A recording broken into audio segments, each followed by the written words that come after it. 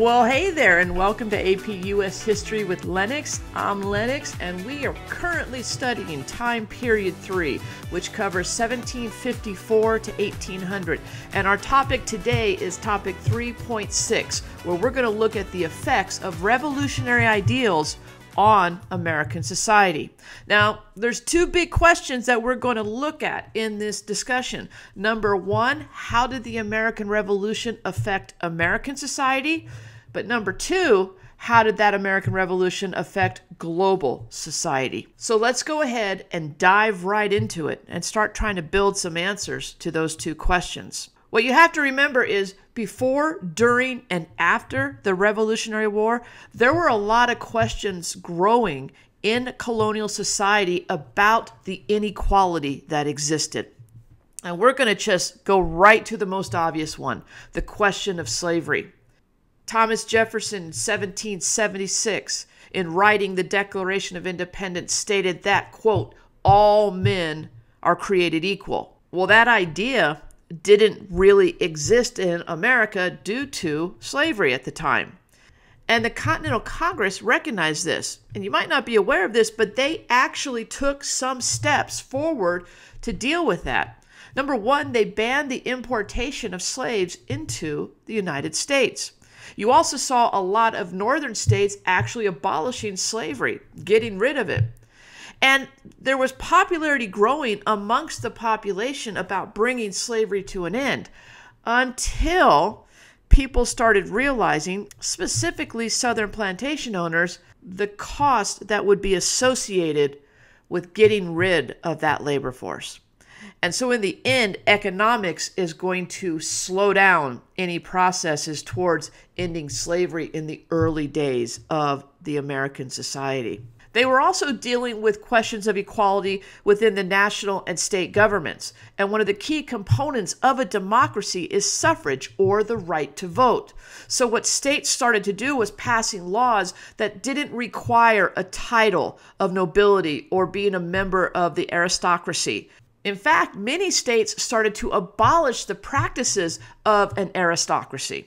Women also gained a new role in society thanks to the American Revolution. First of all, they contributed to the revolutionary movement, if you think about it, the Daughters of Liberty, but they also contributed to the revolution itself. An example of this is an organization called the Ladies Association of Philadelphia, and they took on the responsibility of making clothes and bandages and bullets for the soldiers who were fighting in the war. One woman, Mary McCully, nicknamed Molly Pitcher, was famous for taking her husband's place on the battlefield when he was injured. Another woman, Deborah Sampson, actually dressed as a man so she could fight in the American Revolution, and she wasn't the only one. There was even Nancy Hart Morgan, who in Georgia welcomed 6 British soldiers into her home where she made them a meal and then proceeded to shoot 2 of them and allow her neighbors to hang the other 4. So women played a role in the American Revolution, and going forward, they were seen as a valuable asset to building a Republican government. And what I'm talking about here is the concept of Republican motherhood, that it fell on the women to raise their sons with democratic values so that they would become productive members in our political society. Well, in order to educate their sons on the democratic ideals that we were building this country, women needed an education too. And so a movement started to educate the women in our society as well. And all of this gave women a much more dignified role in society. Now, it's not the role that we think they should have today, but at that point, women saw this as a major step forward. So that's some of the effects on the American society, but let's look at the global society now, because the American Revolution had a huge impact there.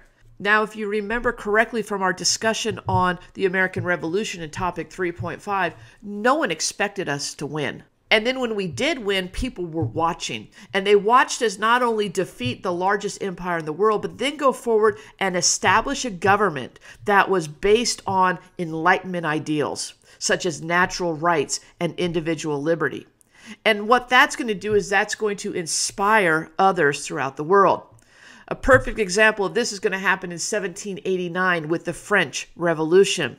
France was in an economic crisis coming out of the wars. They had a lot of debt, and they were dealing with how to deal with that debt. And so the king is going to call a meeting of the Estates Generals in 1789. Now, the Estates Generals were made up of 3 separate estates representing the clergy, the nobility, and the commoners. Now, even though the commoners made up 98% of French population, they still only had 1 single vote in the Estates Generals, equal to the clergy and the nobility. And what they realized was those top 2 tiers, the clergy and the nobility, controlled them.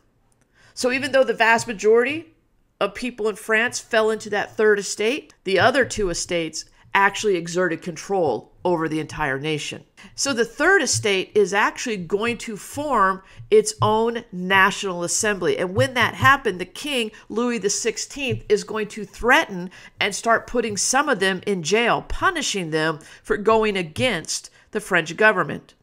When that happened, on July 14th in 1789, people of France are going to storm the Bastille, a very famous prison. The Bastille was seen as a symbol of the aristocracy of France, as well as the abuse of power that the commoners were experiencing. This is going to lead to the National Assembly drafting the Declaration of Rights of Man and Citizens, which mirrored very closely the Declaration of Independence. They took Jefferson's writing in our Declaration and used that as a guide to write their own version of a Declaration of Independence. So you can see where the people of France were highly influenced by what happened in America with our own revolution. Finally, we got to talk about a revolution in Haiti. The Haitian Revolution took place in 1791. Haiti was a French colony, and the majority of its population were slaves. And as word came out about the American Revolution, and quite honestly the French Revolution, there is going to be an uprising of the slaves against the ruling class in Haiti. Led by Toussaint Louverture, we are going to see the largest slave uprising in history, in which not only did they overthrow the ruling class, but they created their own independent government. These are just a couple examples of revolutions that took place as a result of what occurred in the United States. We're going to see other revolutions throughout Latin America, specifically in Mexico, Peru, Venezuela, and Chile, when you see the people there revolt against their colonizing powers from Spain and Portugal. The American Revolution not only completely changed American society, but it also changed global societies as well. So that's it. If you have any questions, go ahead and post them in the comments below. But other than that, I thank you for watching. We'll see you on the next one.